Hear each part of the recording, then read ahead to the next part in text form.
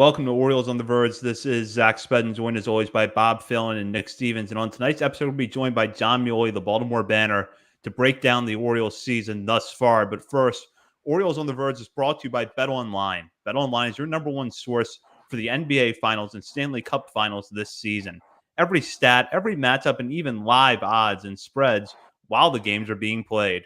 When the game's over, head on over to our online casino and get in on a game of blackjack or poker or unwind with one of our over 150 slots games.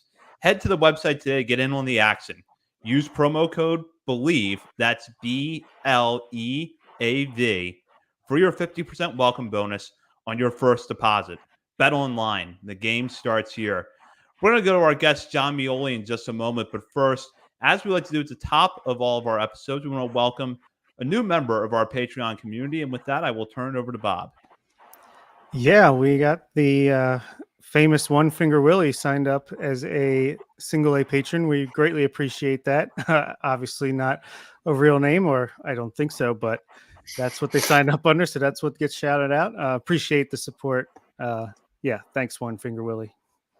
And as a reminder, you can sign up for our Patreon community as a paying member for as little as $3 a month and have exclusive access to bonus daily coverage at the $5 and $10 levels. And we just recently released our updated top 50 prospect list for the month of June. So one more reason to check out our Patreon community. I'll bring on tonight's guest. He's our most frequent guest here at Orioles on the Verge. He is a writer for the Baltimore Banner and an author of a new newsletter, Inside the Dugout, from the Banner. He is Jon Meoli. Jon, great to have you back on the show. What's going on, guys? Glad to have you here. And let's just start. We missed you at the live show, but, better late than never. Yeah, sorry. Yeah, I leave the country one time. Never going to hear the end of it. Unbelievable. Well, you're wearing your excuse at the moment right now. Yeah, I went to see Taylor Swift. When I talked about it when we did the Banner show with Paul Mancano before I was going, somebody commented that they didn't want to hear about 12-year-old girl music, so they were going to stop listening. They came to hear about ball, not 12-year-old girl music. So I'm happy to talk about Taylor Swift with you guys too. I don't want to lose any listeners, but yeah, it was great. And now we're back. Well, did she play any of her new album since that came out in the middle of the tour? It was the first show of the new album. Okay. First show in Paris. So, you could tell right away. She started dropping songs off the old set list, and she had to put something on. So we got really excited. The new stuff was great. Just a rocking good time. And, when the tour was going on in last summer and we didn't get tickets, I was like, it's okay. And like having gone now, like I understand that I had a really poor point of view on that. It was not okay. I was really, it would have been something that I was missing out on, and I'm glad I didn't miss out on it. Yeah, you were down bad, but now you're back. I'm back. Not down bad anymore. And you got the Paris out of it, so all in all, I'd say that's a win. Good city. There was a day that I ate, I think all I ate was sandwiches one of the days, and I felt like fantastic. Like, can you imagine a day that, like, if here in the good old US of A, if you ate 3 sandwiches in one day, just how you would feel and what the ramifications on your body would be? Like, it would be challenging to eat 3 sandwiches in a day in America and live to tell the tale. In Paris, it was just a thing I did and felt great about. Unfortunately, I've done that in America. It's not fun. Yeah. So back to our regularly scheduled programming here, Jon. How would you evaluate the Orioles at this point in the season? I mean, they're really good. I was thinking about how early it was going to be. I think the only thing I hate more than making like preseason predictions is like people who talk about them. But I think I'd put them at like 89 wins and like squeaking into the playoffs, and they might make that by they might be at that point like August at this point. But I thought that they were going to be a much more talented team, and that's clearly the case. I mean, Gunnar Henderson, if you can possibly be better than he was last year, is way better than he was last year. Adley Rutschman is way more productive. Jordan Westberg is taking a huge step forward. Ryan Mountcastle and Anthony Santander are who they are, which is really, productive hitters. Ryan O'Hearn's still that. The pitching staff is phenomenal. This is a really, really good rotation. And I say all this because I thought this team was going to be really high quality. and better than they were. And because baseball is baseball, that they would have a lot worse luck than they did last year. And they also have, and they're winning all the same. And it's really, I didn't know. I knew the talent level was going to be a lot higher and they were going to be a lot better. I didn't know that to this point they would be able to overcome, the inevitable bad luck as well as they have. And there's been plenty of it, and it hasn't really shown. You mentioned Gunnar Henderson playing better than I think even the biggest Gunnar Henderson fans thought he could play this year. He's in the thick of the MVP conversation. Still only early June, but I mean, find me another player in baseball who's as hot as Gunnar right now. And it feels like Adley Rutschman. Okay, this is an Orioles podcast. Sorry. Who's that guy? The garbage time home run king. And then Adley Rutschman, he's honestly, I feel like Adley Rutschman is just never going to get the credit that he deserves as an offensive catcher, even though he's putting up elite offensive numbers, not even just for a catcher, but just for a baseball player in general. How do you see the rest of the season playing out for these two guys? Is Gunnar Henderson going to be able to keep this pace? Is Adley going to be able to keep this pace? Or is there even another gear for either of these guys? I think that Gunnar will end up like statistically where he's been. I don't know if he'll be like the 1,000 OPS. I think I saw it was Jacob from the Sun tweeted that like since the Papa John's promotion started, he has like 1,100 OPS. Like he's not going to be that guy, but I mean, if he hits a leadoff home run every night, he might. But I think he's going to settle out. I think that he's going to end up with like a high 8s, low 900 OPS, and I think Adley Rutschman's going to end up in the mid 8s, just like he always is. And I think there's a distinction that he made there, and it's interesting that you say that. Like Gunnar Henderson, like most of the things he does are spectacular, and it's hard not to treat them as such. And I think a combination of like Adley Rutschman's expectations and just the fact that it's a little more like understated and controlled, although one of these times he's definitely going to fall down as he's hitting one of these home runs. Most of the time he's just so like understated and like under control that you don't treat it as great as it is. But it is. I don't know what him getting the proper credit will look like. I mean, when you have these franchise cornerstone catchers, like they win MVPs and their teams win the World Series. And like everyone kind of, you join that club of like, you are the great catcher of your time. And none of those players that I can recall had Gunnar, like none of those catchers that I'd be thinking about had Gunnar Henderson's also on their roster to take away some of that spotlight. But that's not a bad thing for Adley Rutschman. I think he's somebody who, from the moment the Orioles drafted him 5 years ago, was a player who was in the business of winning and elevating those around him. And there might be a moment, when he gets home at night where he might want a little more credit, but I'm sure those moments are a lot more muted because the Orioles are winning all the time. And he's probably pretty happy with that. You wrote a pretty good retrospective recently of that 2019 draft class. Could this class, and that includes Adley Rutschman and Gunnar Henderson, could this class ultimately shape the direction of the franchise even more than it already has?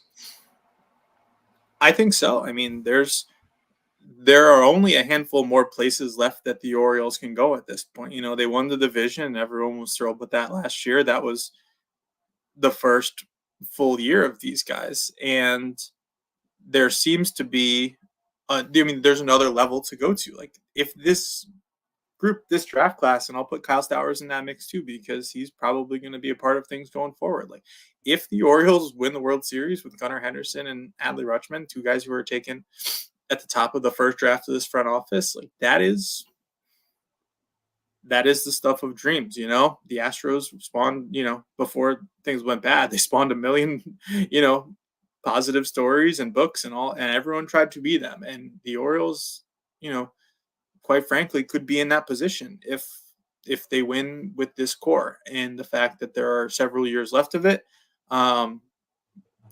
the upside I think is limitless. And to answer your question, yes, this draft is already recognized as a great one. To say that there's any ceiling on how great it can be considered, I think sitting here right now isn't a very smart thing to do, because there's a lot of upside in those guys still. As long as they're here and healthy and productive, this team is going to be really good. And that's going to, there's 3-4 more years of that. And that's probably pretty exciting for Orioles fans to hear.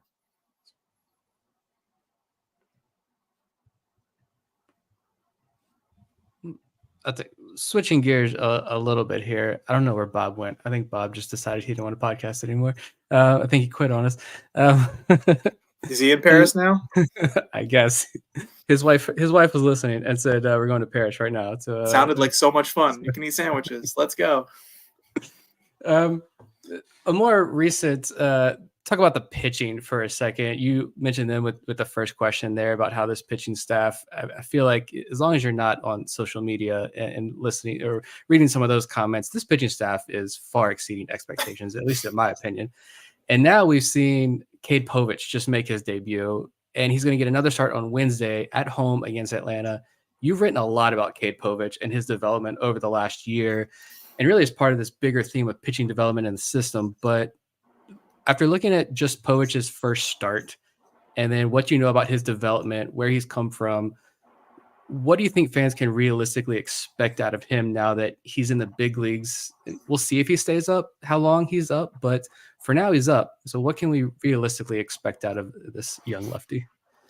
Yeah, I think that statistically, no one's going to say like take an organization's top pitching prospect after that first start and be like, this is what you're going to get. He gave up 6 runs and it wasn't statistically the best outing, but I think what you saw is a lot of what the Orioles want. He was trying to mix his pitches and throw everything in the strike zone. The fastball was effective up in the zone as it is. There was a lot of weak contact in the zone. When he got into trouble, it was when he wasn't able to locate all of his secondary pitches. He had to come into the zone with a fastball. Did so to Vladimir Guerrero Jr., who has seen a good fastball in the zone before, and he hits it out. And that's what happens when you do that. But Cade Povich, you can go down to Chase McDermott, who Michael Elias even admitted, they're kind of lumped together because of how they were acquired and the track of their careers. Basically, any of these pitchers who are what we would consider like this next wave are operating on the same development model. The Orioles want them to be able to throw as many, quality pitches in the strike zone to good locations as they can, because major league hitters are trained just like the Orioles hitters are trained not to chase, not to give in.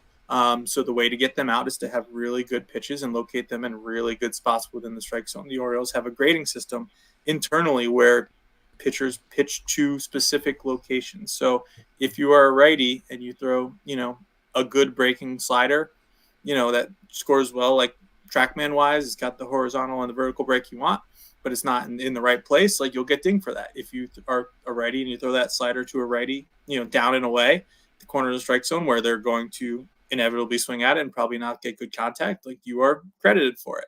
They want these pitchers to be able to throw these pitches in the strike zone. So that's what you saw with Cade Povich. He was really trying to do that. When he was able to do it, there was a lot of weak outs. There were a lot of quick innings. There were some strikeouts mixed in. When he was not able to do that, it was a little more challenging. So I think you saw almost what you'd expect to from him. I was texting with a scout as it was happening. He was like, yeah, this is kind of what, I thought was going to happen. The stuff is good. You have to be really good to throw stuff in the strike zone in the big leagues and get away with it. And that's kind of going to be the next step for him, for all these Orioles pitchers as they start to come up. And I think you guys know we're going to start seeing more and more of them soon, is that you need to be even more fine without trying to be fine, which is kind of tricky, because when guys try to start, placing the ball is when they get into trouble. But you have to be incredibly fine and incredibly convicted in what you're doing to throw pitches to big league hitters in the strike zone, and that's what the Orioles are training these guys to do. So Cade Povich is going to, like you said, get another opportunity. I'm really excited to see how that goes. Atlanta's not swinging the bats as well as they have been in the past recently, but it's going to be a fantastic test for him. And I think that no matter how long he's in the rotation, this is going to be very valuable feedback to get, because he'll go down to AAA with Justin Ramsey and they will be able to hammer whatever it is these big league hitters have found or decided they don't want to swing at, or decided that isn't of that quality, and they'll improve it and he'll be better for it. Love it.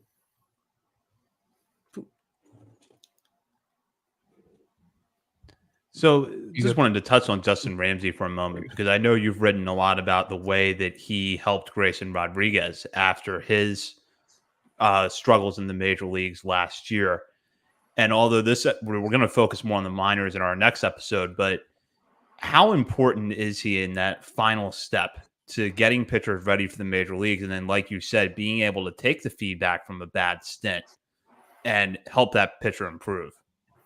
Well, I think that, and I wouldn't even say it's just from a bad stint. When I was talking to him for a story about Cade Povich, I believe probably end of April, early May, as he, he had an incredible month, obviously, in April that put him on the track to be called up and make his debut and be in the position he's in now. And you even get a sense then that all, Justin Ramsey, and by extent, the Orioles pitching development program is to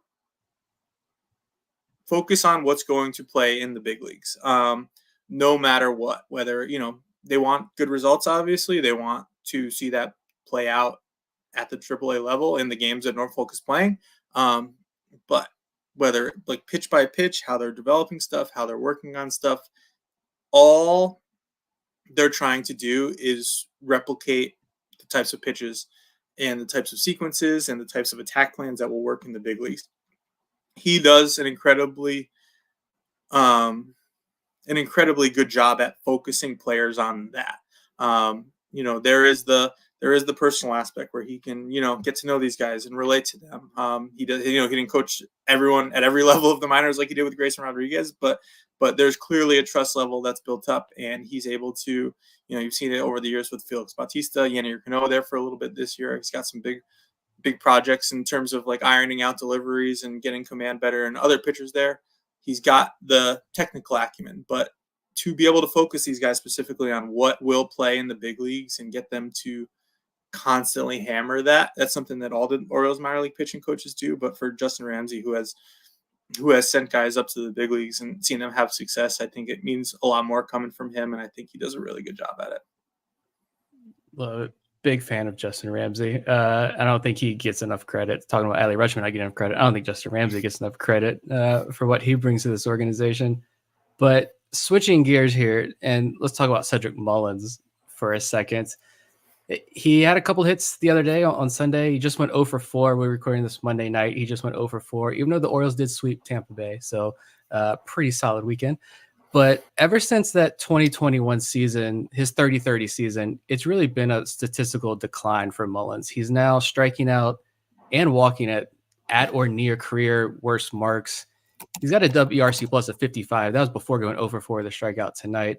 How concerned should fans be about Mullins? Is it time to have that a more serious conversation about Mullins, or is it trust Hyde when he says we're going to keep running him out there and hope that, give him that shot of confidence and he's going to break through this eventually? Yeah. I'm not here to tell anyone who is concerned not to be concerned. I mean, this is the big leagues. This is something that, every night there's games and they're on television and they put the stats up on the scoreboard, and they're permanent and forever. I think there's a little bit of truth to what Adley Rutschman said, I believe, yesterday about, some of the hard hit balls that Cedric Mullins has had. I know that the Orioles hitting coaches are pretty convicted that they're going to, help him work through this. But, I was thinking, I was actually writing about, something about Jorge Mateo getting ready for his return coming up. And it kind of made me just kind of accept, realize, understand, I don't know what the word is, like, you get a lot of rope when you are able to do other things well. I don't think that's necessarily going to buy Cedric Mullins all the time in the world, but you said what you mentioned is WRC plus in the 50s. Like after April last year, Jorge Mateos was like in the 40s, I believe. It's not, and he was out. He didn't play every day, but he played a lot, and the Orioles kept him around because they believed in what he could do and believed he added things to the table otherwise. And in an offseason when they knew they had Jackson Holiday and Connor Norby and Kobe Mayo, who could all be standing on that infield dirt at some point, they still paid Jorge Mateo $2.7 million in arbitration for a role that they didn't even know he would have, on the belief that he was going to be better than he was last year. Cedric Mullins, I think, is a different case because he has a track record of succeeding. I believe that other than that All-Star season in his career, every single one of his seasons is basically statistically identical, and not necessarily at All-Star levels. It's not. So there is a track record of success in that year, and there's extenuating circumstances, whether it's injuries, other stuff that we don't know about physically, stuff like that make it so that he has not been the player he was. But Colton Cowser is a really good defender too. If the Orioles decide to, ride this little Austin Hayes wave that's happening and put Colton Cowser in center field or flip that, however they want to do it, if they want to get Kyle Stowers more at bats, like, this is a meritocracy. Austin Hayes himself found that out when Colton Cowser started getting hits in Boston and Austin Hayes wasn't hitting at all. That happened very, very quickly. And I think Cedric Mullins, to be fair, saw that, and that might be part of what's going on right now with him performance-wise and what caused him to get out of whack in the way that it did. But I do believe Brandon Hyde when he says they're going to let him play through this. The Orioles are in a really unique position where, like, there's super high stakes given how good they are, but they're also really good. If you want to give Cedric Mullins a start 3-4 times a week to figure this out for the next month, as long as the Orioles are winning, you can do that, and there's not really going to be an impact to it. So it's they're high stakes, but it's a unique position for them to be in. And I think that he has already used some amount of the goodwill and good grace that this organization has for him. So I'm interested to see how long that continues. Couldn't agree more. We always talked about Connor Norby. He's clearly the guy he's never going to have a chance in the Orioles. It's too crowded, too many people above him. He's trade bait.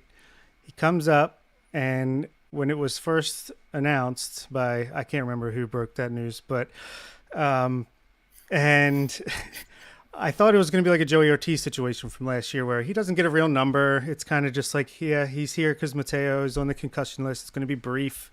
No hype video, but no, he got number 12, a real number. He got, the Twitter machine was shouting him out and hyping him up. And it made me think that, hey, maybe, I know it's a stupid reason, but maybe there's a little something to Norby potentially playing his way into staying in Baltimore. And obviously he's still a solid trade chip as well. But what do you think about his debut, and is he going to be here a while, or is he going to be optioned tomorrow when Mateo comes off the injured list? I'll take the first part first. I'm incredibly happy for him. He's, I think that if we're talking about staying focused on what's going to work in the big leagues and focusing all one's energy on that, to have like 900 plate appearances in AAA and still be finding ways to challenge yourself when you're doing the same types of drills every single day, still finding ways to improve, still finding ways to get more consistent. Like, that is,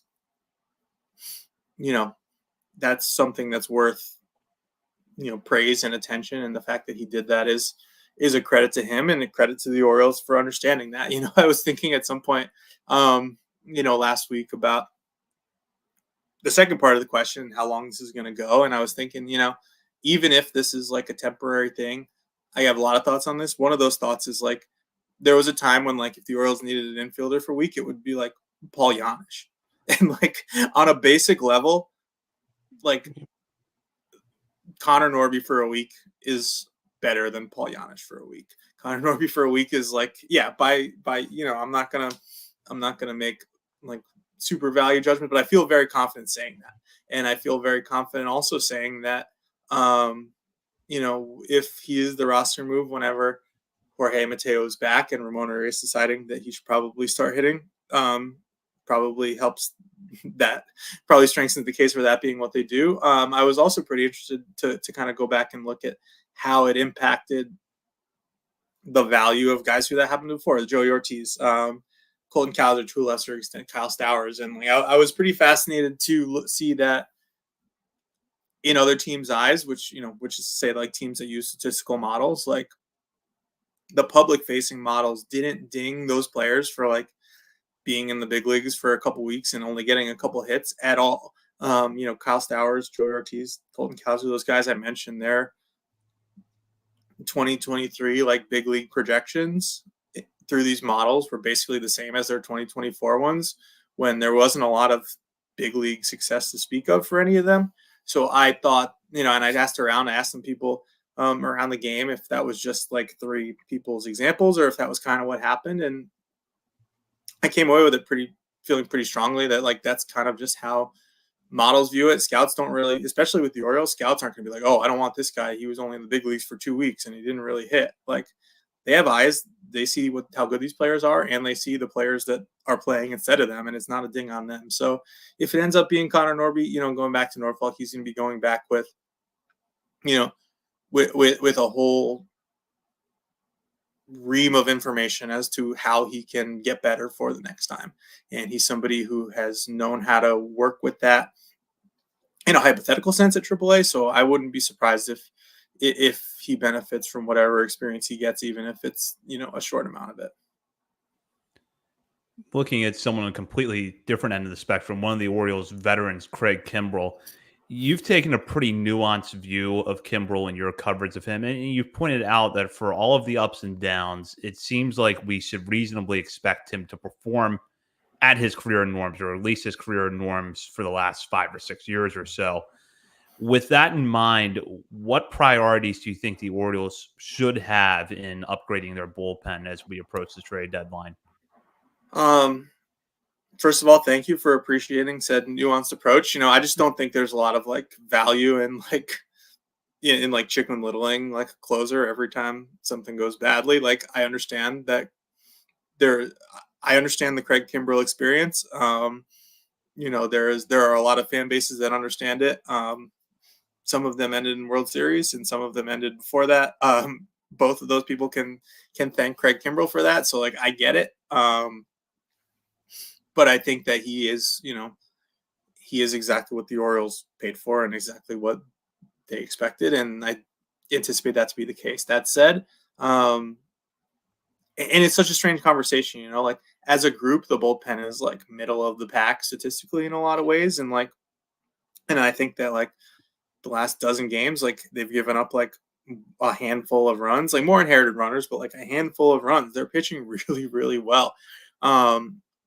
So there's definitely a concern of how much these guys are being used, and there's definitely a concern of what the plan Bs are and plan Cs are. So I think that if the Orioles have the opportunity to add bat missing quality, that's what I would do. That's very vague for a reason. I'm not saying, go out and get a lefty specialist, go out and get this or that. I think if you can get somebody who can kind of do, I guess what, like, I don't want to say Felix Bautista because he was incredible and he was the closer, but like he was also, before he was the closer, he was used in a lot of spots where you needed strikeouts. He was used in those kinds of jams, and the Orioles have some relievers who could do that, and they have some relievers who are more, trust the stuff in the zone, like put the ball in play types. And that is a little, round bat, round ball, like anything can happen when you're doing that. So I think the Orioles would probably be looking for some kind of bat missing consistency. What team isn't? And also what team, would want to trade that if they have it. So I would venture to say they're going to be looking at that pretty closely. I would also, I would also note that kind of quality is going to be expensive, and the Orioles are a team that has a pretty strict value structure, and expensive isn't usually something that they do. So it's going to be interesting to see how it plays out. That kind of leads into this next question here, in that, do you think the Orioles, by the trade deadline, do you think, obviously trades are complicated, they're nuanced. Do you think the Orioles will make a big splash? I don't know if, a frontline start, another Jesus Luzardo type stuff, not even a frontline starter, but a big name starting pitcher, or some sort of big splash by the trade deadline? Or I know you wrote about the group of guys who were at Bowie at the time. Some of those guys have been promoted to Norfolk now, but the Orioles also have a lot of Rule 5 eligible guys who are healthy now. Some of them pitching better than others, but a lot of roster decisions to be made by the end of the year. Do you think we probably see more of those types of guys from that Brandon Young, Kyle Branovich group, where the Orioles kind of use that group to maybe shore up the fringes of the roster at the trade deadline? I think there's probably going to be a blend of the two, when you just take into account like everyone who's Rule 5 eligible, some guys who might be considered like quote unquote blocked on the 40 and like off of it, like you have the whole, like most of the farm system at that point, but you have enough to get high quality arms. I think there is, kind of like a use them or lose them type view with some of those pitchers who could get popped in the Rule 5. I also think that, we're talking about a team that also, like, we could have put like Easton Lucas in that category last year.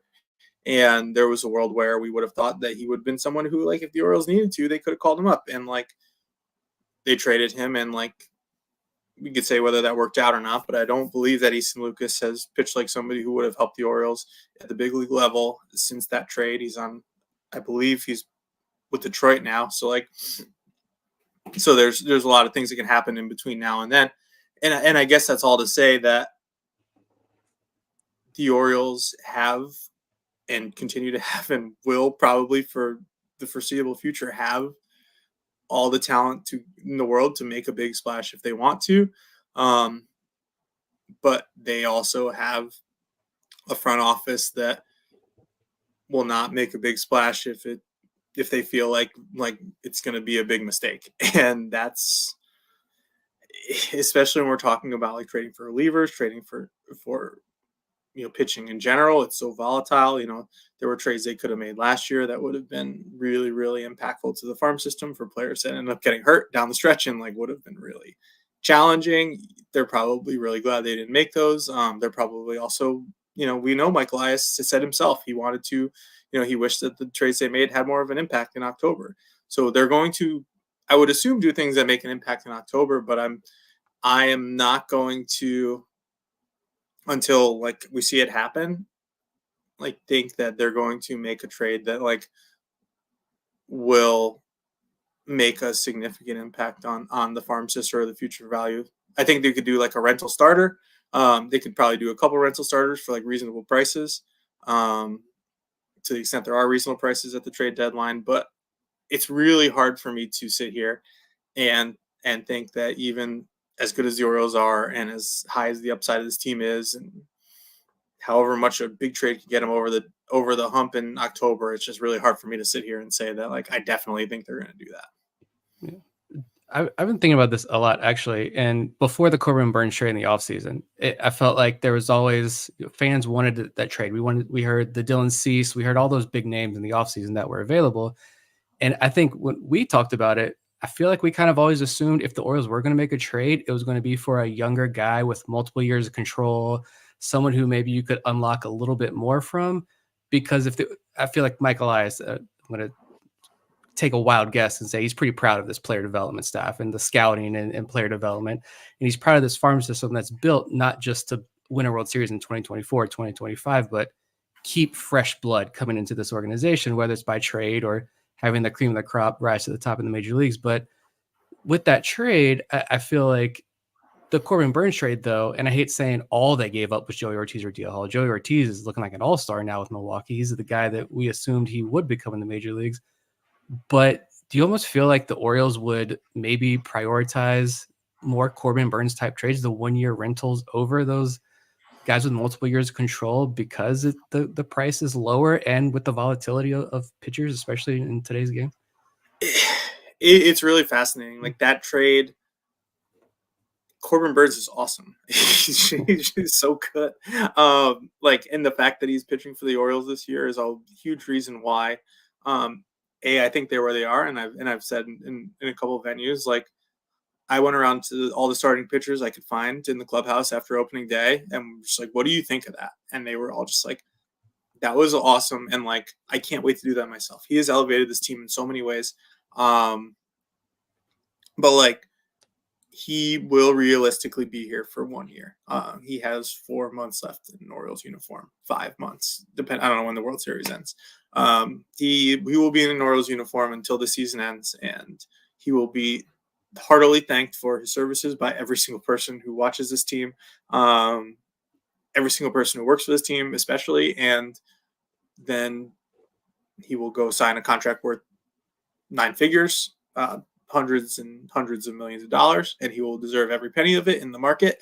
And Joey Ortiz will be, maybe be an all-star and maybe not be an all-star. Maybe he will be on an all-star trajectory and he will be on the Brewers for 5 years. DL Hall will be on the Brewers for 5 more years. Whoever the Brewers draft will be on the Brewers. Maybe by the time, I don't know, my kid might be in college. The person still could be on the Brewers. Who even knows? So like both of those things are I think are reality. The Orioles are balancing. Like they made a trade for a really good player. They gave up, like what they gave up hurt, and also realistically was not something that they were going to be able to use in the near term. I don't know if they're going to be in that business to do that often, to do that again, but I think that as different the competitive circumstances are, as different as the ownership circumstances are, Michael Elias said it himself after that trade, which was right after the sale was announced, which I do believe was a coincidence, but a very happy coincidence. He said that, they still believe in what they believe in. They still believe in a healthy organization. They still believe in developing players. It's just that sometimes you have to move the sliders a little bit if you have a playoff division team, a division winning team, and you need to weight that a little closer to like the present day, the 2024. I think that we might know what the closest, like we might know where the ends of those adjusters and those sliding scales are with the Corbin Burnes trade, which is to say they could do it again. But I think I would just caution to say that I guess that, that they realized what they did is a really good trade, and they also realized what they gave up, and they did both of those things with open eyes. They knew they were getting a real good player, and I think they knew they were giving up really good players. So to the extent they want to be in that business often or going forward, I don't know. But I think that it's a valuable perspective to share as we're kind of thinking about whether this is going to keep happening. Nice. And can we also point out this tweet from Andy Koska, who says Corbin Burnes said he still has room to improve despite a 2.08 ERA and 9 quality starts. So yeah, he's a really good pitcher to say the least. Yeah, I mean, too. you can't, and especially you just can't do you can't do any better than that for like a 1-year rental. Like this has worked out fantastically so far. Absolutely. And, the depth that Elias and company have built in his team, I feel like helps offset some struggles. Like Mullins has been struggling. Urias, Hayes, they struggled, but they had the depth to kind of sub in guys out and kind of negate that a little bit, which goes into this next question, which is good or bad. Which player's performance to this point in the season seems the least likely to sustain itself, whether that is a Mullins who's struggling or if it is a Ryan O'Hearn, Jordan Westberg? Maybe they're playing a little over their heads. What do you think? Least likely to sustain. I think that we're on track for like the Austin Hayes season that, we would want after a poor start, an understandably and explainable poor start. I mean, Cedric Mullins will improve. I think my answer is like Jorge Mateo. Like, this has basically been, we are at the limit of like how long his good stretches have been in the past. He had like 6 weeks in 2022. He had April last year. When he comes back from this concussion, if he's the same player that he was, I should also add like 2021 after he was waiver claim. He was pretty much the kind of offensive player he is now. There was a shelf life to all of those, and for him to be able to continue to be like the regular player that he's been, I think that he needs to keep doing that. He hasn't in his Orioles career shown to be that kind of player for this long, and when he's not like a really good offensive player, he's the opposite of that. So I think there's, I'm monitoring that to say the least. But I think it's also worth acknowledging that he has been, one of the best versions of himself. I was digging into it a little today.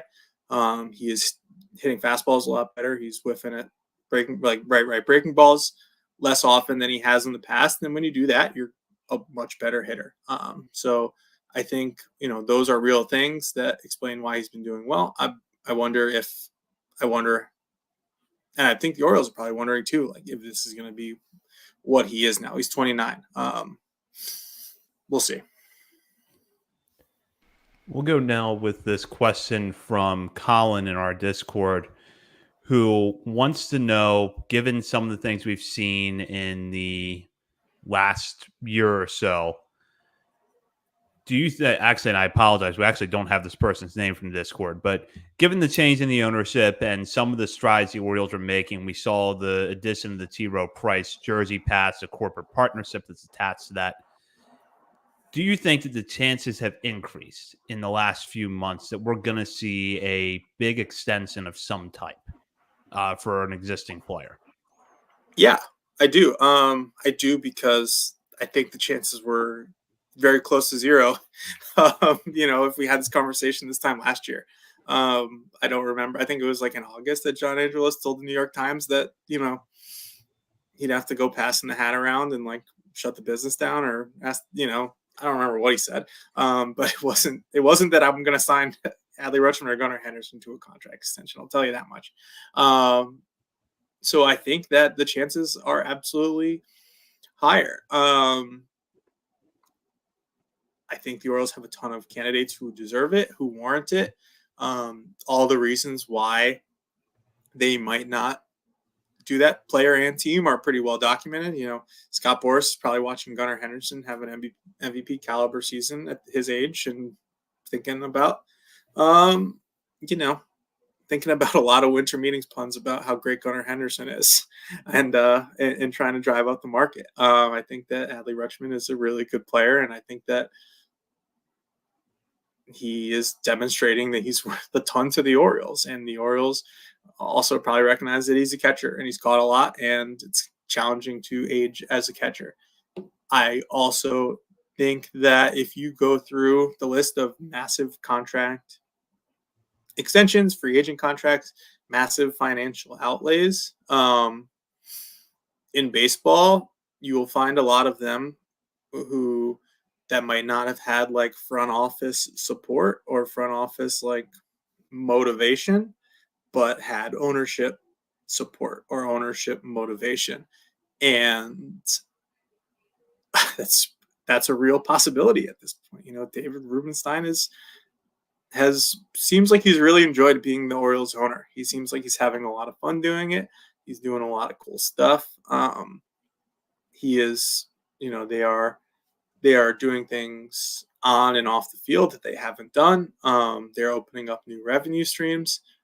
And also every time he does any of the fun things that he does, his mentions and all the replies on social media are, okay, now please extend Adley and Gunnar. So like, to keep the good vibes going, other than winning, like that is a thing that would do that. I'm not saying he will do it to like, score online cred. I'm just saying that like owners typically are the ones that drive those decisions, and he has much more incentive, financial wherewithal, desire, whatever you want to call it, to extend any of these players than John Angelos did. So to answer the question, yes, I think the odds have increased significantly. And with that, that does it for the first part of our appearance with John. He'll be back with us later this week to look at all things minor leagues. Before we wrap up, though, John, I just want to give you a chance to plug your newsletter, your coverage of the Banner, and the coverage really as a whole of the excellent team of Orioles writers that you have there. Yeah, awesome. So we're about a month in now to Inside the Dugout, it's the Banner's first subscriber only newsletter. So anyone who subscribes to the Banner can sign up for that and have that included in their subscription. It's funny, I had a newsletter for like 16 months and it wasn't actually a newsletter. It was just how, my ramblings were delivered. Now it's actually now I actually have a newsletter. I'm trying to explore the same types of things and hit on the same types of topics that I do in the regular Banner coverage, just in a little bit of a different format. It's been really well received. I encourage anyone who subscribes to the Banner to sign up for that. I think there's a significant,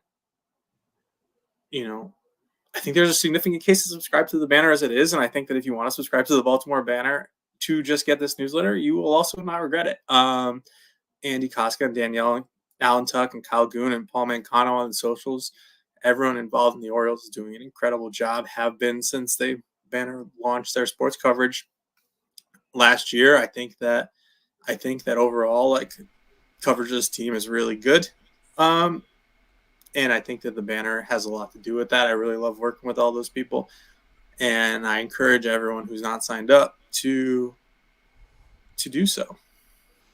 I agree. I think the Orioles fans are lucky with just, in general, the people that cover the team, but it's a real who's who over at the Banner. And definitely, if you're going to look at one place for your Orioles stuff, that is the place to go.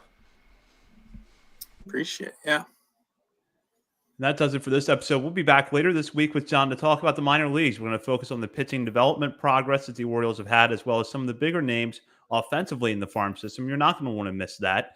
But in the meantime, you can check us out on our many social media channels, including Facebook, Instagram, Threads, X, TikTok, and YouTube. We're also at Substack, OriolesOnTheVerge.substack.com. And as I mentioned at the top of the show, you can sign up for our Patreon community to have exclusive access to bonus daily coverage, monthly top 50 updates, and a whole lot more. For Bob Phelan and Nick Stevens, this is Zach Spedden. You've been listening to Orioles on the Verge, presented by Bet Online and part of the Believe Podcast Network.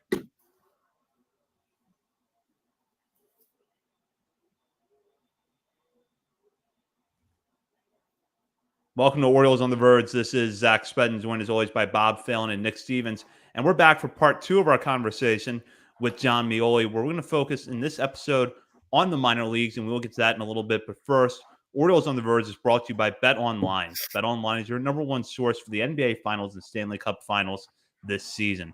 Every stat, every matchup, and even live odds and spreads while the games are being played. When the game's over, head on over to our online casino and get in on a game of blackjack or poker, or unwind with one of our over 150 slots games. Head to the website today, get in on the action. Use promo code BELIEVE, that's BLEAV, for your 50% welcome bonus on your first deposit. Bet online, the game starts here.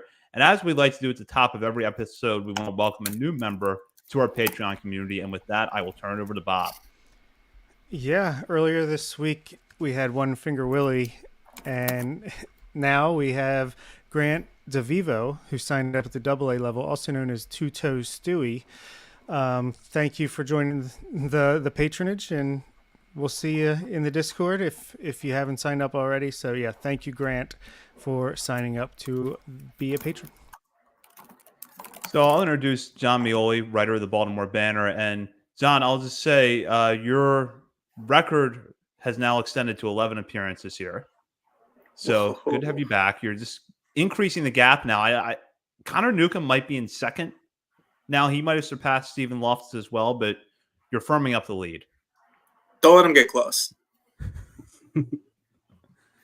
Well, we'll dive in now, and we'll have a full view of the leaderboard at some point. I know Andy Koska is climbing up there. Danielle Allen Tuck has moved quickly despite having not made her first appearance until last year. But we'll start with this. You've been covering the Orioles pitching development extensively this year over at the Banner. How much has it evolved in the past year or two, and what are the results we're seeing this season? Gosh, the results are really good. I don't think I can go to, Camden Yards or a minor league affiliate without someone who works in player development pointing out that the Orioles are either top of the strikeout leaderboard of all organizations in the minors or near the top. They're not always ever sure, but they know that it's near the top. And there's a lot of factors that have played into that. As I was writing about it in terms of the Cade Povich debut, I kind of thought, it seemed like there was almost like a phase one, which was like get the most out of the guys who were here, which they did a pretty good job at. They got all those 2018, 2019 Bowie pitchers to the big leagues. Some of them still here, obviously, Keegan Aiken and Dean Kramer, some of them still in the mix. Some of them in other organizations, Grayson Rodriguez in a class of his own. Kyle Bradish kind of fits in that mold, even though he was, traded for at the end of that year. And then phase two, as the Orioles, built out their staff even further on the minor league development side and got all those P3 guys that John Means worked with in St. Louis. was kind of implementing that on a broad scale. The pandemic didn't help. Excuse me. I believe that there's only a couple pitchers from that 2019 draft still in the organization. The only pitcher, there's a handful from 2020 and that shortened draft, and the free agency still there. But things really started to ramp up 2021.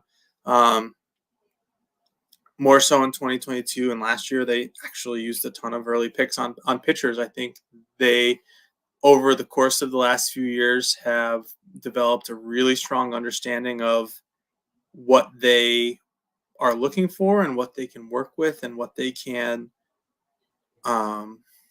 they can get the best out of. And they have an incredibly talented staff from top to bottom who are all working towards the same goals and making that happen. And you have an organization now where most nights, if you go to an affiliate, there's going to be two starting pitchers, like starting pitcher type dudes who are really, really talented. I went to Luis De Leon's first outing in Aberdeen, and he was piggybacking, and I was thinking I was just going to have like a chill couple innings. And then Zach Fruit threw his first pitch at 97, and I was like, wait a second, what?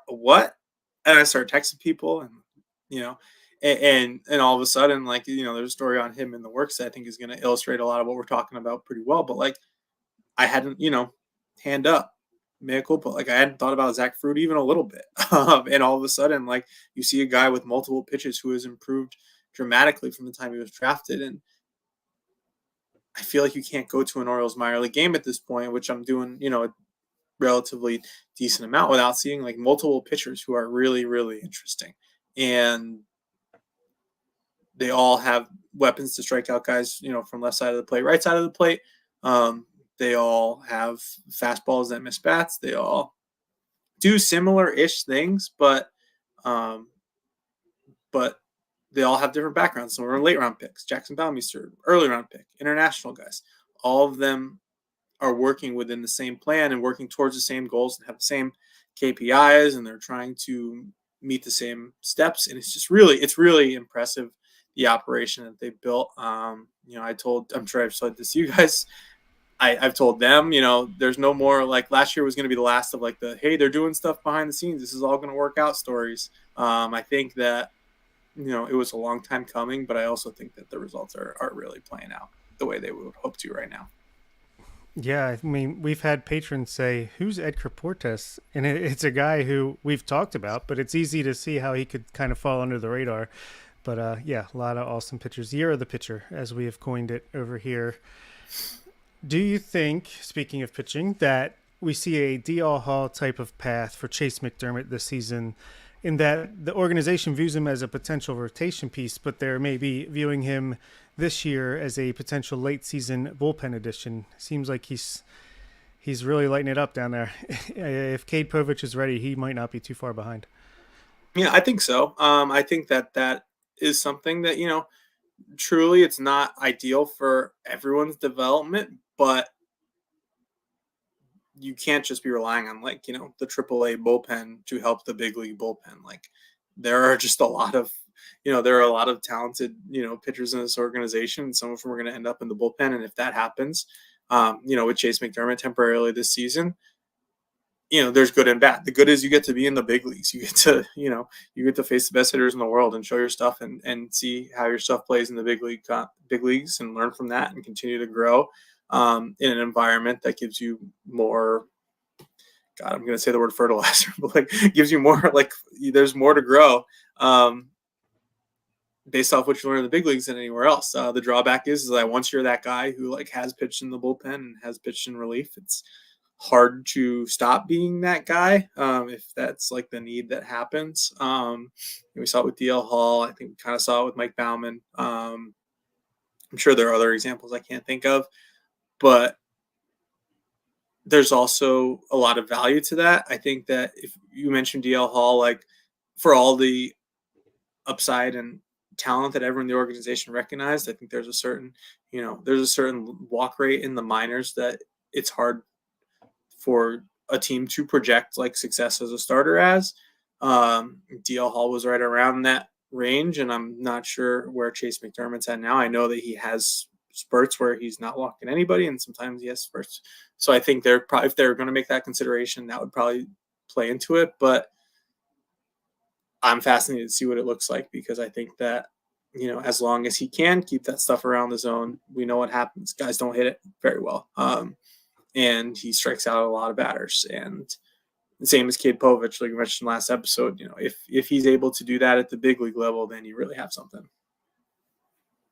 Yeah, I play a fun game with Chase McDermott starts. Is after I watch the game, usually I keep Baseball Savant up if I'm watching a Tides game because we get that juicy StatCast data. But with Chase McDermott, I don't watch, and I like to play a game of guess what percentage of strikes he landed the fastball at. And when it is a bad line, that's normally like 35, less. It's under 40%.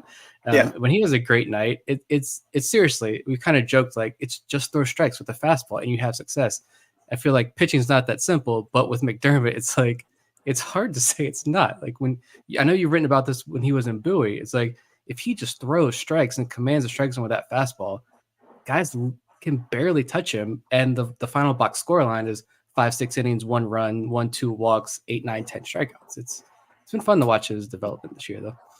Yeah, and you saw specifically last year. I think it's probably the case this year, but like the strike zone, the automatic strike zone in AAA, like really focused him. Like he had one start where it was just like, oh wait, and like none of these are going to be strikes, and it was him and Povich, and Ramsey was like, yeah, throw in the strike zone, dude. Like, watch what happens. You're going to like it, and if you don't, you're not going to like it, and like it's just as simple as that. There's a lot of athleticism there. That there's a lot of ability to throw strikes. It's just making it consistent. I think that, when guys can't do that consistently, their path typically ends up in the bullpen, but there's such upside in the rotation that you definitely are going to have to consider that long and hard too. Nice. I would love to talk for 3 hours about the pitching down the farm because there's 40 different pitchers I feel like we could highlight, but let's talk about some hitters real quick. And one being Dylan Beavers. I know you did like a deep dive case study into Beavers and his development over the last year or so. He's having a really solid year down at AA right now, 8 home runs already in 48 games, striking out a little bit more, but he's still walking at a 14% clip. He's got a 131 WRC plus. Beavers, I feel like, is another guy who doesn't get enough credit down there in Bowie. What have you seen from him this year? What are you hearing about his development this year, and how has he improved, and where does he still need to improve some more? Yeah, so the swing school wasn't back in session this year. He got a break from having talked to me like every month about where his swing was. But I have caught up with him. We're working on something right now, but I guess to spoil it a little bit, last year was a lot about swing mechanics and what his swing was going to look like. That's typical, I guess, in the first year of a guy's development. And the second year is, adding strength and working on doing damage. He has a really good hit tool. That's part of the reason the Orioles drafted him. He can get his bat to a lot of balls and flip them into the outfield. But he didn't spend as much of 2023 as I think he wanted to, and the Orioles wanted him to, looking to do damage. So there's been a little more emphasis on him using all the mechanics he worked on last year to kind of focus on a swing that can do damage on pitches in a lot of places. So he's a lot more focused on, instead of trying to, flip a ball the other way, drive the ball the other way. Instead, he's trying to drive more of those pitches that he can drive, which is a lot of them, and get off that A swing more often. There's, the way he put it was like, take more risks. And that's not to say like swing at everything, but like if you get into like a plus count, if you think you're going to get a pitch that you can drive, try to drive it. That might lead to, as it has, a little more strikeouts. It's also led to a lot more hard contact. It's led to a lot more power overall. And that's the missing piece. There's, a ton of athleticism there. It's really good defense. It's really good. He's really good on the bases. And he has 8 home runs. And the last piece to click for him was always going to be power. It's going to be the distinguishing factor of what kind of big leaguer he's going to be. And if this is the trajectory that he's on, and if he continues on this path of driving the ball, to all fields and being able to do more damage than he did last year when he was just trying to like hit for average, then we're talking about a really impactful player. I think that this, I think that what we're seeing so far is intentional, and it's not a coincidence. Samuel Basayo got off to a little bit of a slow start this year, but he is pretty much tearing the cover off the ball now and dominating Double-A pitching. Where do you think he stands in his development, and how far can he realistically go this year? Yeah, I feel like I've seen like 4 of his home runs in person. I think the one on Saturday or Friday like went over the scoreboard in Bowie. I don't know where it landed. It's hard to tell once you get up in the trees, but like he is crushing the ball. I think that, the slow start is a little understandable. He didn't really have a regular spring training. He didn't have, he wasn't like doing full baseball stuff even for a while into the season. It was pretty slow going that first week before he got into the field at first base. A little better until he started catching, and also warmed up in Bowie. That's a huge factor, for a lot of young players as they're getting into professional baseball. There's a ton of factors that have led to him being as productive as he is right now, and this is I remember we were talking about like what it would look like if he was having a good year last year. He is like on track for, if not exceeding, what like the hopes would be for a good season in Bowie this year. I mean, if we're talking to somebody who's going to end up with 20-something home runs in the high minors at his age, if we're talking somebody, who's probably going to end up with like an 850 or like above 850 OPS at this level in the minors, like there's a very small sample set of players, I think, who have done that at that stage in their careers. And they're probably all pretty good big leaguers. So I think that where he plays as a catcher and his relative inexperience and some of the things you want any young player to iron out, he's somebody who can not only just hit the ball but drive the ball no matter where you pitch it to him. So focusing more on the pitches he can really drive and being more consistent with that defensive work is always going to be something that I think the Orioles will focus on with him. It's not going to be, I wouldn't say like the most, like it's not going to be a rapid trajectory. Like he's already moving pretty fast. He's going to be, he's probably going to end the season in Norfolk, if we're being honest, and he's going to be 20 years old at the end of the season. So I don't think they're going to rush him per se, but they're going to let him develop at the pace he's at, which is a very good pace. And I think that I just think there's incredible upside there. You're seeing the talent like on a regular basis. You're seeing the improvements. You're seeing how he understands how pitchers attack him, how he internalizes that, and how he counters that. And it ends up with the ball over the fence, and it ends up with a ton of hard contact.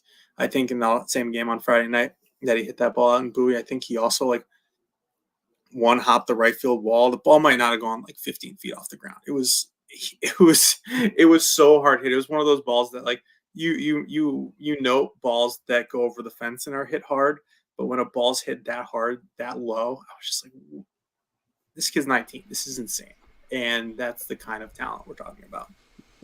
Yeah. Have you had a chance to like talk with him and hang around him personally? Because I feel like I've got the thread going on Twitter of the strike 3 calls or just the funny faces he makes at the plate. And I know there's been videos in the past too of, it seems like Basayo is like a Colton Cowser-esque character down there. Someone who fans will, if they already don't love him for the home run power, they're going to love his personality. Have you seen that from him? Yeah, I have. I talked to him, with the help of the manager down in Aberdeen last year, Roberto Mercado, for a story then, and I'll be around the dugout in Bowie a lot this year. Not hanging out, but like I'm there for work, I promise. But come up and say hi, and and just seeing him interact with his coaches, with his teammates. This is somebody who gets great joy from what he's doing. You can tell that. And I think you can also tell the flip side. When I was down at spring training, and everyone else was playing baseball, and he was rehabbing his elbow like that. He didn't look like he was having a lot of fun because he wasn't having a lot of fun. That's a really tough thing that he went through. And I think even early in the season, you can kind of tell that he wasn't like fully himself. And I think a lot of things you see are a byproduct of the success he's having on the field. He's having a ton of fun because he's playing really well. And I think that, there can be drawbacks to that, but I don't think there are going to be drawbacks to that because he's on a path to be a really, really, really good baseball player. So spend a little time around him, talk to him a bit. And I think that he's having as much fun as it looks like, is what I would say. Yeah, I firmly believe he's the Orioles' first international superstar in the making. I think I tweeted out Friday night his stats since April 28th, which is like 3 weeks into the AA season, and they only got better in the 2 days since I tweeted it. He's batting .331 with a .988 OPS, 175 WRC plus, 9% walk rate, 17.9% strikeout rate, 262 ISO. 19 years old in AA. Pretty ridiculous. So, you predicted he'd be a top 5 prospect a year before he was. You might have been a little bit low on him, but your next prospect prediction was that Jackson Ballmeister would be a top 5 prospect by the end of the season. The walks have been a little bit high in his first 11 career starts, but the stuff is clearly among the best in the organization. Maybe the quietest. I feel like we haven't heard much about him nationally or anything, and he's got an ERA under 2. Still feeling good about that prediction? Yeah. I mean, I went to see him early in the season, and then I wrote about it in the critically acclaimed Arms on the Farm series, and I just wanted to see what it looked like in April because it's somebody like I was thinking about specifically like Trace Bright, like somebody who came in like great fastball, great curveball. We got some work to do. And if you saw him in the first few months of last season in Aberdeen, you might not have thought that there was, that he was the pitcher that he would become once all that work started paying off and his changeup turned into the, really good pitch that he was. I saw Trace pitch on Friday, and I was there with a scout who had seen him a couple of times in Aberdeen, and he was like, this is a completely different guy. So I say that to kind of say I wanted to see Jackson Ballmeister early because I thought that if I saw him in August, I would be seeing a much different pitcher. And I saw a really good pitcher that day. It was almost like the Dylan Bundy memorial, like, oh, shoot, I need to throw 2 changeups or else I'm going to get in trouble. Like, and he threw 2 changeups like the last batter he faced. I thought that was really funny. But he's a really interesting pitcher. I'm gonna ask a question now. I haven't looked at the June rankings. What are your top 5 pitchers in your rankings right now? Sorry, I was going to look it up myself. I'm pulling it up. I've just been talking too much. Bob's got the list. Let's see. All right. So pitching wise, we have Povich is our number 1 pitcher. Then McDermott, Seth Johnson, Jackson Ballmeister, then Luis De Leon. That's our top 5. All right. What about the next 5? All right. Trace Bright, as you mentioned. Alex Pham hanging on by a thread, potentially. Juan Nunez, feel like, I know he's hurt right now, but he's really come up this year. Kiefer Lord has not yet made his debut. We think he's going to be rehabbing soon. And Brandon Young, number 10. See, so like I'm thinking about like straight up only ranking. Like I'm just trying to put together like a pitcher list because I've seen a lot of these guys this year specifically. I'm trying to get to as many games as I can because my life circumstances might change. It might be hard to go to Bowie to see a minor league baseball game in the near future. And like I was writing down during a game last week who I would be like who would be in the mix, and I got to like 25 names, and that's just an insane thing to think about. Not all guys who are on like the are going to be Kyle Bradish, and not all guys who are going to be Dean Kramer, not all guys who are going to be Mike Baumann, but like guys who are going to be like interesting guys, like interesting pitchers with really interesting stuff, and who have been, taught in a way that I personally believe is really, conducive to major league success, or is at least better than, some of the guys we mentioned early in their career. So it's really, really, there's so many of them. I want to do this project, and I also don't want to because it's going to be so daunting and we're also talking about a lot of sameness. Like a lot of these guys do the same things and about the same level, so it's just going to be in the eye of the beholder. But I asked that because I'm going to be asking that question to a lot of people in the near future, and And there's going to be a lot of different answers. And I think the fact there's a lot of different answers, and I think Jackson Balmeister is going to be on a lot of those, top however many lists. But I think the fact there's a lot of answers and none of them are going to be wrong kind of speaks to what has been built here. Didn't even mention Moises Chase, Cameron Weston. So many guys. Yeah, Zach Fruit. Yeah, Zach Fruit. Michael Ferret, Trey Gibson, Carlos Tavera, Levi Willis. Let's play the game. Let's name some guys. Like, you can name a lot of guys, and but I said this too. I texted Jeff Arnold at one of the minor league games or one of the spring training games I was at Pittsburgh. I think Ryan Long pitched 2 pretty good innings. He was throwing 96 and struck out in end of a spring training game, early in spring training. You get what you're gonna get, and but I was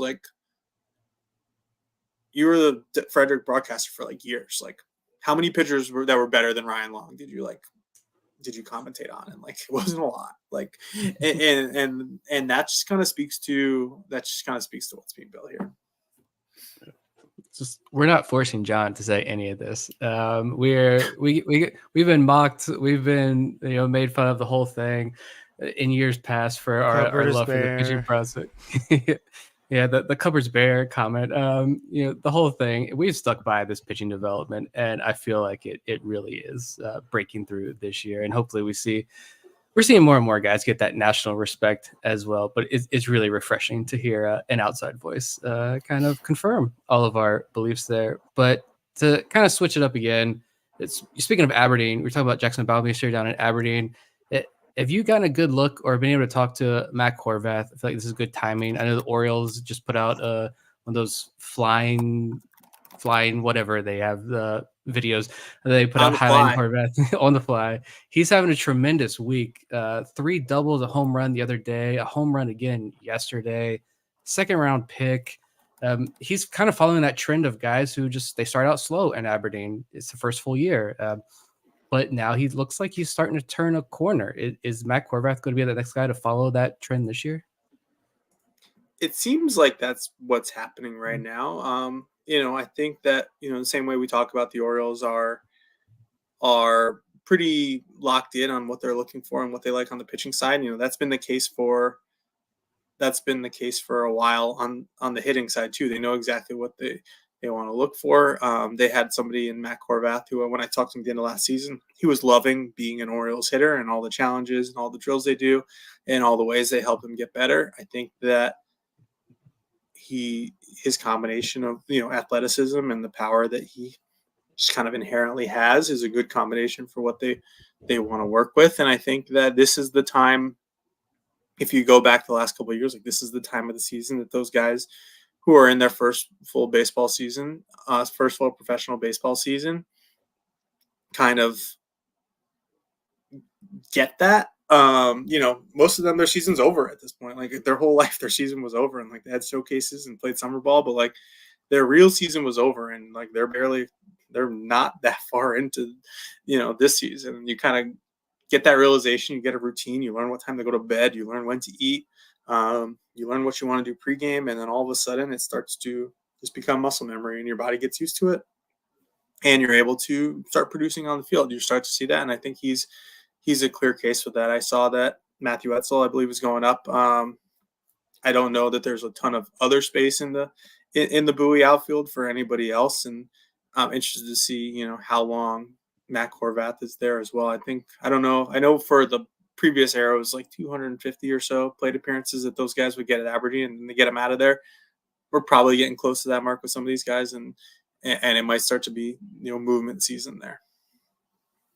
Yeah, I was going to say an outfielder that was drafted in this past year is batting 300 with an 850 OPS, promoted to AA Bowie, 31 steals, 4 triples. But enough about Matthew Etzel. How you doing, Enrique Bradfield?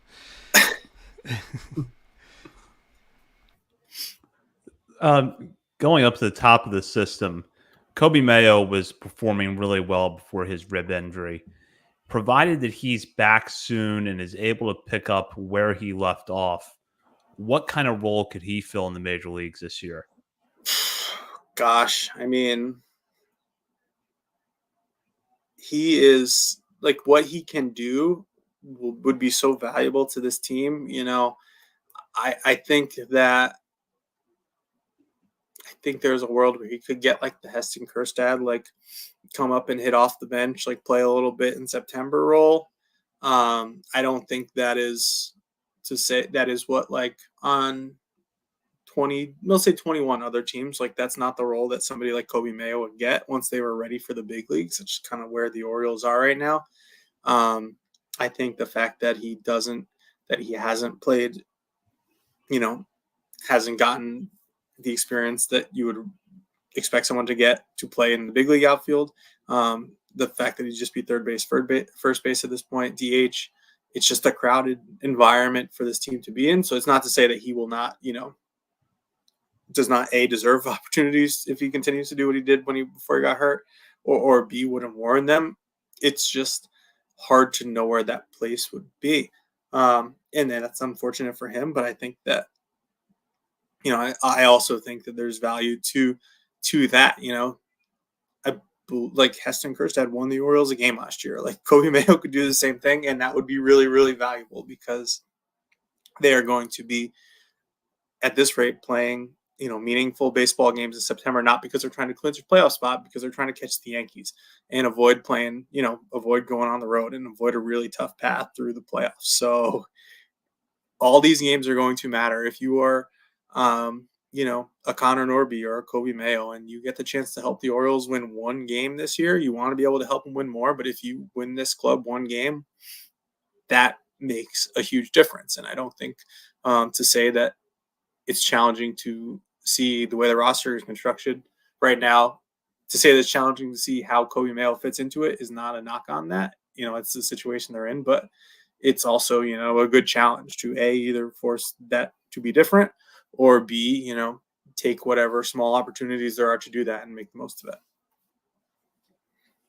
Yeah, I was saying last week, it's unfortunate the timing of his injury. Obviously, you never want to be hurt, but could have easily been him coming up to replace Mateo instead of Norby. And hopefully he gets another shot down the line, and I'm sure he will. I think he's going to be here for the next 7 to 9 plus years. I don't know.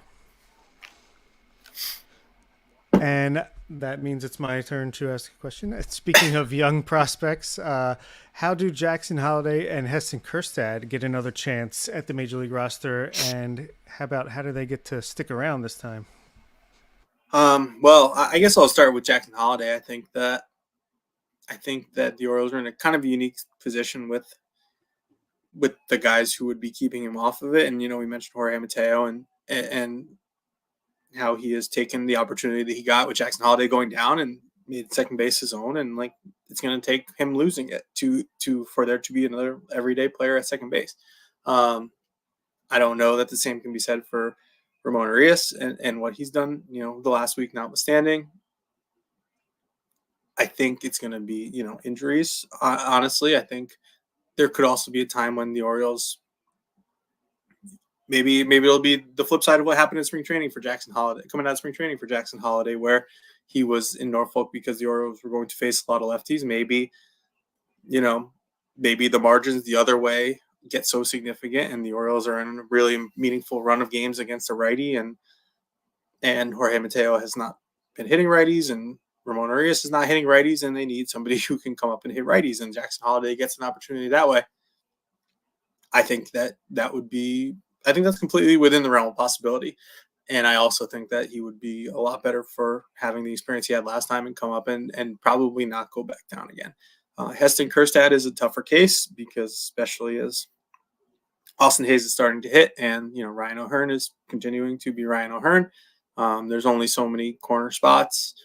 And I guess the simple answer is that, somebody has to get hurt. B, Kyle Stowers has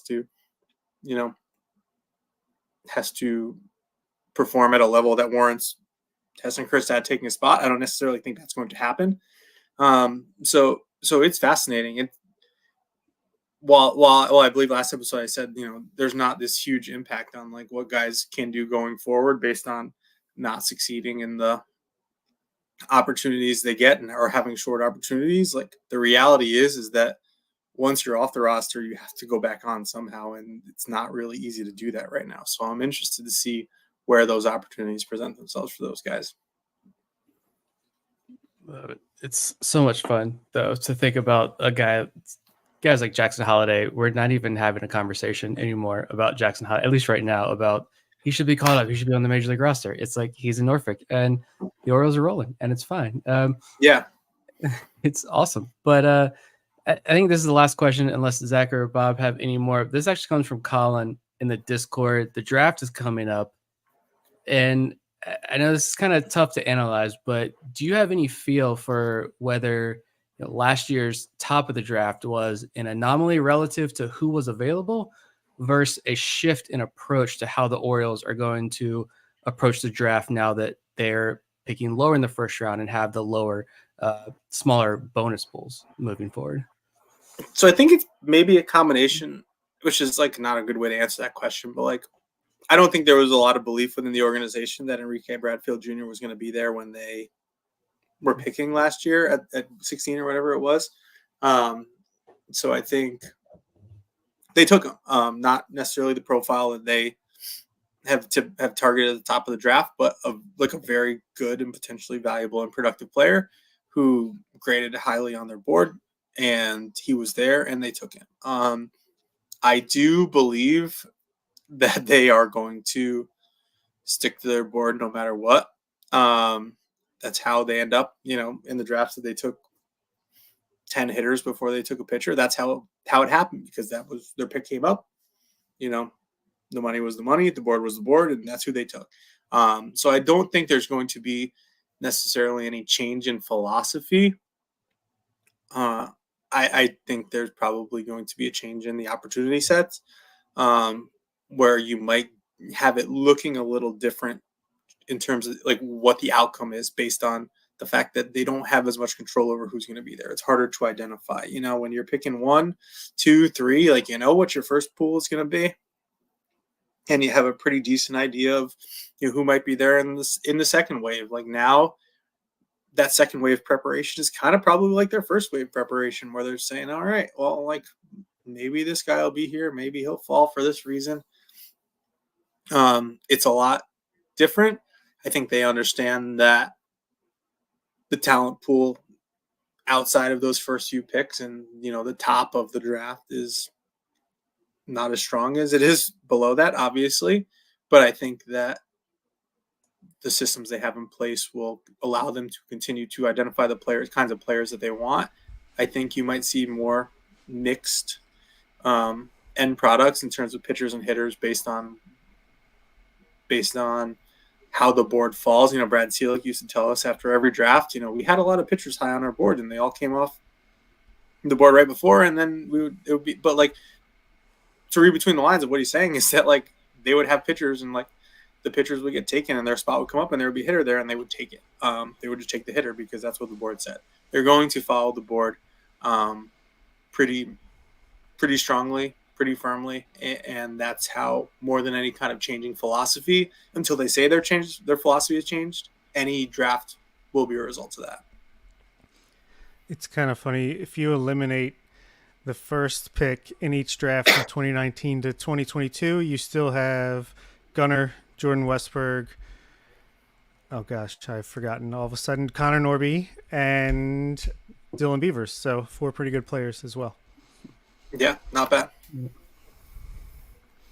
So as we usually do at the end of our minor league episodes, Bob, Nick, and I will shout out players outside the top 30 portion of our top 50 prospect list, usually a hitter and a pitcher. But John, I'll let you start out here. Who are some under the radar guys you're going to be interested in watching the rest of the way this season?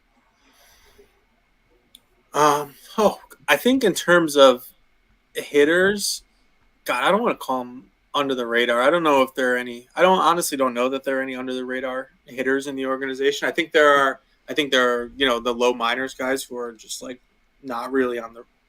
I can't believe that just came out of my mouth. Yeah, they're not on the radar, so I guess they're under the radar. But like, there's, I think that, outside of like the Delmarva low minors, like I'm really fascinated to see what the rest of the season looks like for Jud Fabian, which is not really under the radar, but you have a player who is what he does well is like, his power, his defense, his ability to help out on the bases are all like real major league skills. And there's been some progress in the contact rates and getting to that power more often. And, he's not an outside the top 30 type of guy, but I think the upside of, if it clicks, we're talking about somebody who's easily in the top 10 and helping the Orioles and any major league team. So I think there's been some progress there. I think that this is a big year for him to continue to show that. On the pitching side, I'm just going to say Zach Fruit. I just really enjoyed the Zach Fruit experience. I've mentioned him a couple times here, and I think that there's a lot of warranted excitement within the organization. And I think I'm going to get to see Michael Ferret this week in Aberdeen if he ends up pitching on Thursday as he was supposed to. I'm quite excited for that as well because he's somebody that people talk about in the organization. Now that Luis De Leon's within driving distance and he's not some mythical figure who's all the way out in Delmarva, now Ferret's the type of person that people are like, yeah, we got this other guy. But front office people, player development people, he comes up, and I'm really excited to see what that looks like. I believe it will be Thursday, weather permitting and rotation permitting, but we'll see.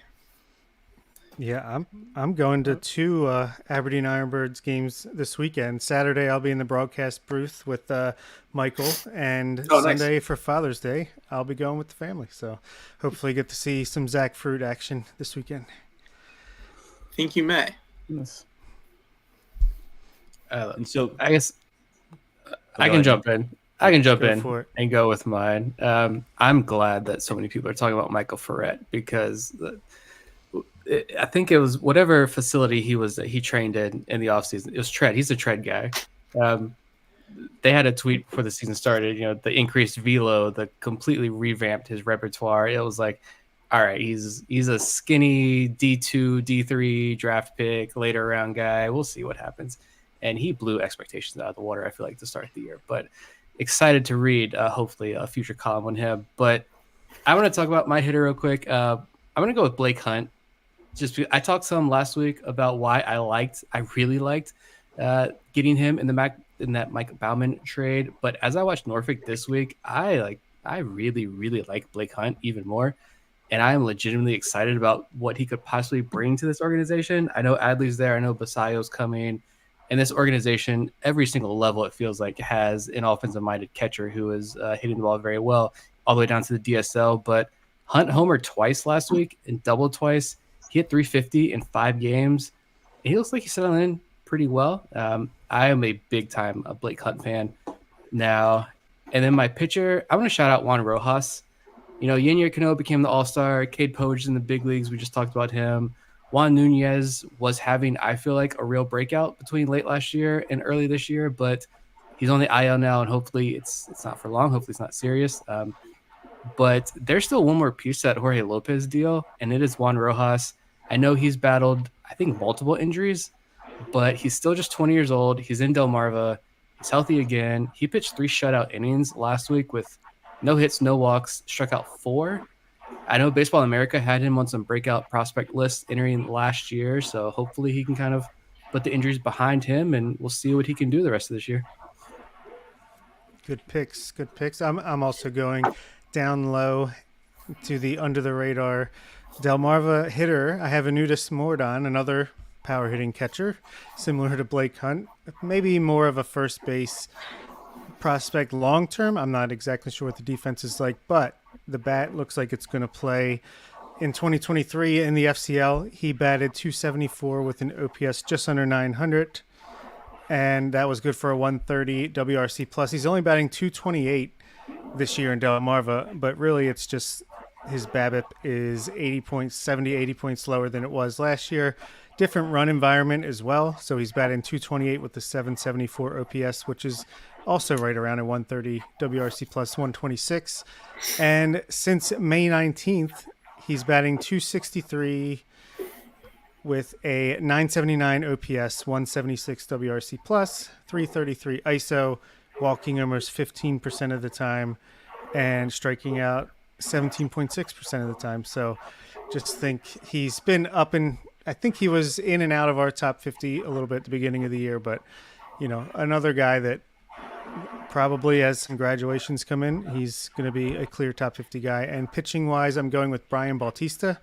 Down in the FCL, he had a 3.60 ERA for them last year, and repeating the level, he's got a 4.91 ERA, but the FIP is 3.68. And if you take out his first start of the season, he has a 2.70 ERA over 16.2 innings with 19 strikeouts and only 6 walks. So shout out to Brian Bautista, who will probably be in Delmarva soon. I'll go with my guys now, starting with the pitcher. Dylan Hyde has been excellent all season at Bowie, but he has now gone 4 straight outings without giving up a run, and he was particularly good last week against Binghamton. 3 no-hit innings with 4 strikeouts in his outing on Thursday, and then he followed it up with a save on Sunday, an inning and 2/3 scoreless. Hyde is one of those pure reliever prospects that we've talked about from time to time on this show, and I think he warrants more notice so far than what he's done at Bowie this year. ERA barely over 1 in 26 of the 30 innings pitched to this point in the season. And then for my hitter, I'm going to go with Silas Ardway. First of all, baseball reference, thank you for finally putting the pronunciation key in there so that we can straighten this up. But Ardway has now hit safely in his last 3 games, including a home run on Sunday. I really hope that this is him climbing out of the hole, because he did hit well in April, only to struggle in May. Hopefully this past weekend marks the beginning of his turnaround. And now, John, we'll go back to you. Thank you for joining us this week. 2 episodes. What can we expect from the coverage over at the Banner? Gosh, I feel like I've kind of I've hinted at a lot of it. I think I have something coming up in the near future about some of the AA hitters who are having good seasons so far. We're gonna dive into some draft and development stuff on the pitching side. I'm also doing a lot of reporting on stories that I could write when we have our baby next month. So some of these might not see the light of day for a little bit, but also have a couple of things on the big league side I'm pretty interested in following up on. So there's going to be, it's that time of year. I feel like things are just humming. Andy and Danielle at the Banner are doing great stuff on a daily basis. I am writing less frequently, but I'm spending a lot of time with the affiliates trying to see as many of these pitchers as possible. Like I mentioned, I'm going to try to put together some kind of ranking. I think I don't know how I'm going to do it or what format or how it could possibly be good or honestly, who outside of this call right now who would care. But I think it's a useful exercise to try and capture this moment in time. And that's something I'm going to start endeavoring towards pretty soon. You do it. We will push it out. We will push out on every social media channel and as often as we can. Sounds great. You'll know what goes into it. You'll know what goes into it. You do it yourselves. It's a lot of work but it's rewarding. It's fun. And Zach, list the 25 social media channels we will push that out from, please. Yes, and we are all over social media. We're over at Facebook, Instagram, Threads, X, TikTok, and YouTube. We're also at Substack, Orioles on the Verge.substack.com. And don't forget to check out our Patreon community. You can get bonus daily coverage from Bob, Nick, and myself, and monthly top 50 updates. You're not going to want to miss that. Thank you, John, for joining us tonight. You're welcome. Thank you for having me. We'll do number 12 at some point soon, I assume. Definitely sometime, maybe as we get closer to the playoffs, hopefully here in Birdland. That does it for this week's episode. Orioles on the Verge is presented by Bet Online. For Bob Phelan, Nick Stevens, and Zach Spedden, you've been listening to Orioles on the Verge, part of the Believe Podcast Network.